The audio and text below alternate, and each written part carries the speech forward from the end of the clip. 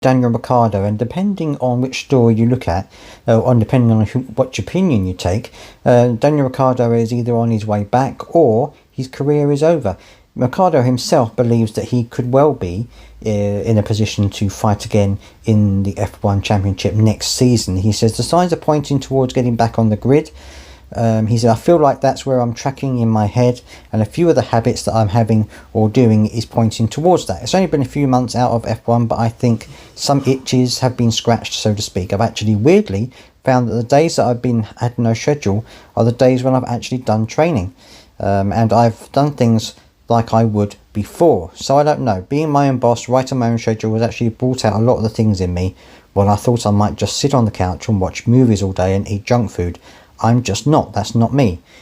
So even these things have made me realise that how much I do care about it. So of course his opinion is that he thinks he should be looking to get back into F1 next season. Of course he's third driver for Red Bull at the moment.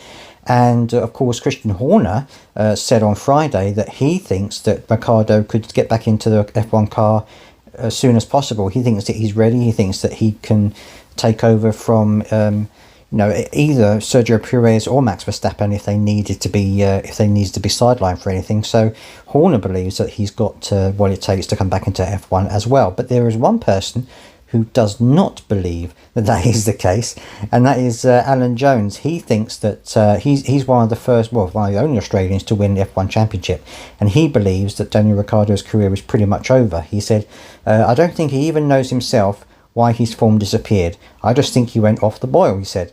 Really, in my own opinion, I think he concentrated and spent a bit too much time for his activities out of the cockpit rather than in it. That's just my opinion. Perhaps McLaren's struggles will give Ricciardo the confidence that his poor performances weren't merely his fault, although there is no questioning that his departure was ultimately the right decision.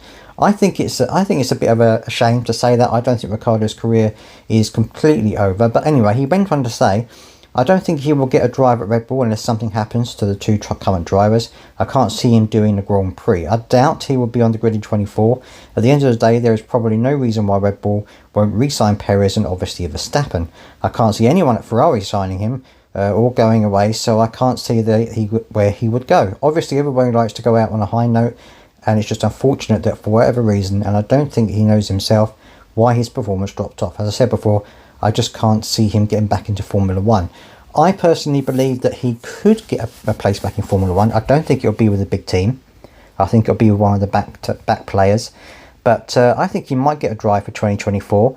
But we'll have to wait and see. Can he get back into his old form again? I mean, we've seen Alonso hitting a great run form with Aston Martin. So there is a possibility that he could, put in a good performance next year. You will never know. But let me know what you think. I'd love to hear your comments on this, whether you think that he is washed up as an F1 driver, or do you think he's still got enough left in him to mount another attack on the championship in 2024 or beyond. Let me know down in the comments. I'd love to hear your thoughts.